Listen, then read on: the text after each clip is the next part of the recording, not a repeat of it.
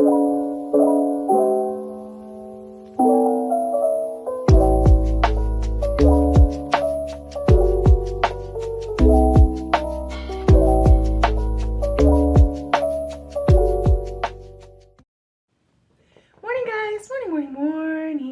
Wednesday morning.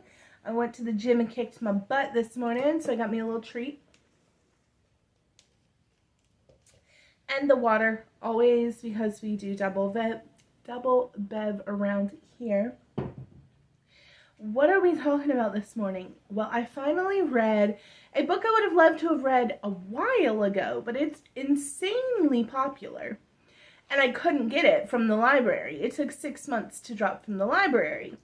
And that's Taylor Jenkins Reid's Daisy Jones and the Sixth. I kept messing up the name. I kept calling it the Sixth. Like with the TH on the end, it's Daisy Jones and the Sixth. And this book has become now an Amazon Prime show. I have not seen the show. I will do a video once I've seen the show and kind of compare and contrast, see if they changed anything up on us.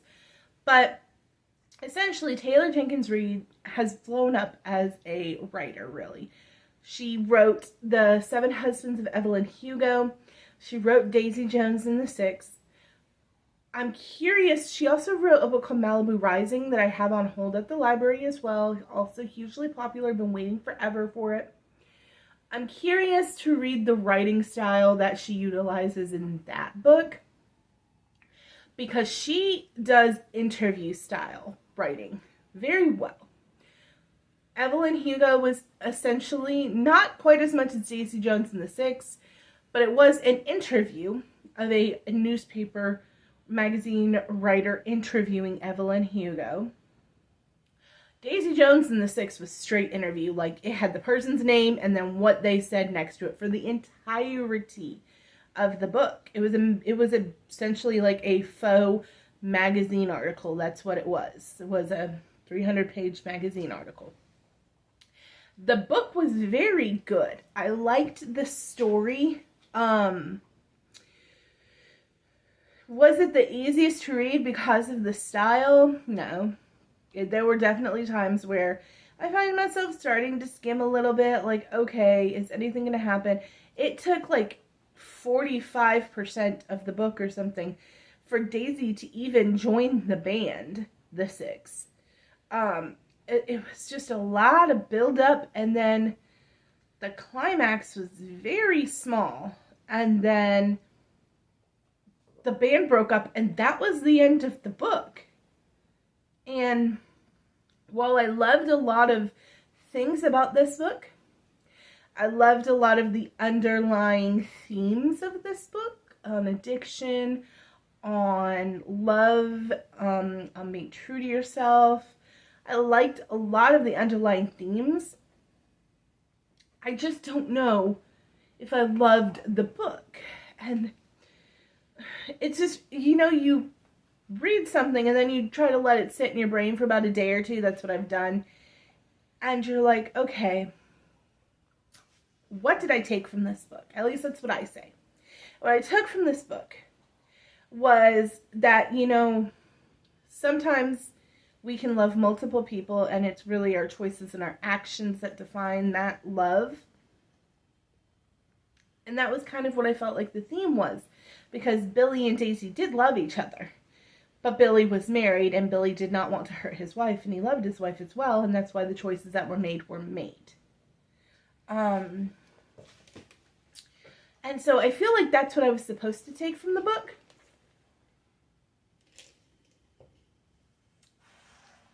However, for as much build-up as this book gave, sorry about that, Odin's ball went under my camera and he decided he needed it right then and there to get it from underneath my camera stand. So, like I was saying, the climax of this book, what was it? It I guess was the fight in Chicago, but I don't know. I just felt like we had literally like 40% of the Six and Daisy, like separately. And then we got 30% of Daisy and the Six together. And then the book was over. And then there was like an afterword that says kind of what happened to everybody, you know what I mean, after the band broke up. Also with the interviewer, I understand, I feel like she was going for a shocking reveal, how in like Evelyn Hugo, she has the shocking reveal of the connection between Evelyn Hugo and the interviewer, why Evelyn is insisting that this girl be the person who interviews her. And so I feel like Taylor Jenkins Reid was searching for that shocking interviewer reveal. And I just, it flopped a little for me. It fell a little flat. I was like, oh, okay, so it's Billy's daughter. It wasn't surprising. It wasn't shocking. Like, it wasn't anything like that. So I don't know. The book was good. I give it a solid 7 out of 10. I'm not mad that I read it. I enjoyed it and I read it quickly. Those are typically the qualms that I go off of when I'm reading a book. Like, did I enjoy the book? Yes. Did I read it quickly and it kept my attention? Yes. Am I regretting that I read the book? No. So then I liked the book. But there were just some things about it that I didn't love. And who's gonna love every single book? Nobody, right? I read Throne of Glass right before this book. Thoroughly liked it a lot more than I liked Throne of Glass. So if that's what we're weighing it up against, then I really liked this book more than Throne of Glass.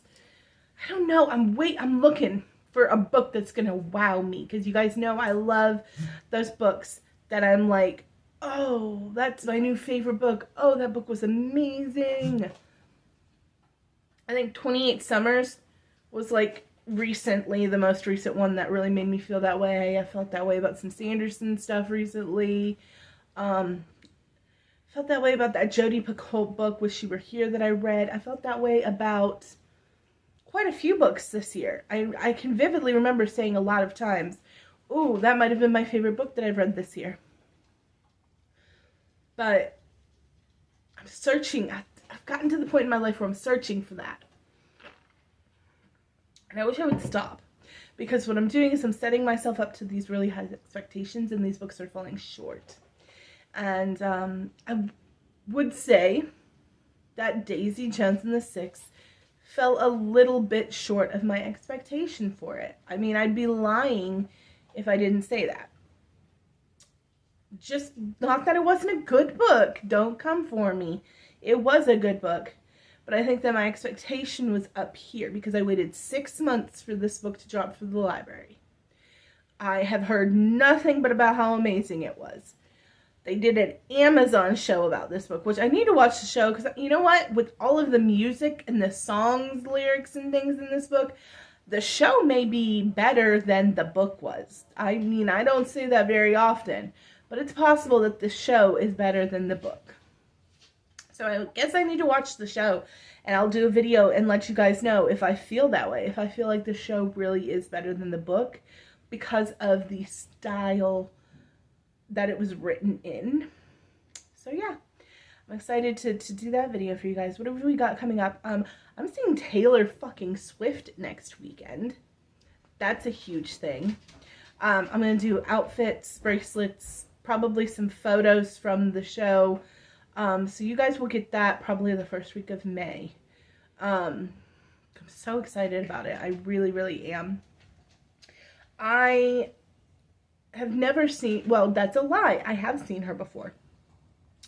I used to live in Wyoming. You guys know that I occasionally talk about it. They have a massive, massive rodeo there. And one year, she opened for another artist at the rodeo. And this was like, wow, Sophia is like 13-ish. So this had to have been 15 years ago. I saw her open for another artist. And now I'm going to see her again.